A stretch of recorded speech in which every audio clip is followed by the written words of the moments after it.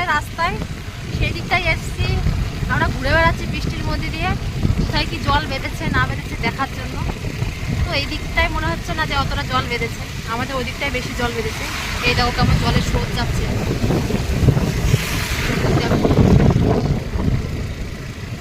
আরে বাপরে, এইদিকেও জল বেঁধেছে তো,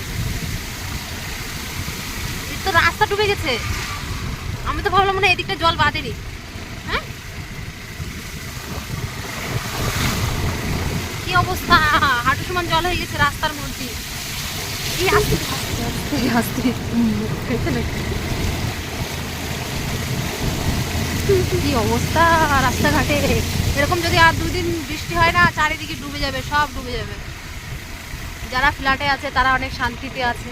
ভগবান আমাদের কেন এত গরিবি দিয়েছে কে জানে। এখানে ট্রাফিক লেগে গেছে, ছোট রাস্তা যাওয়া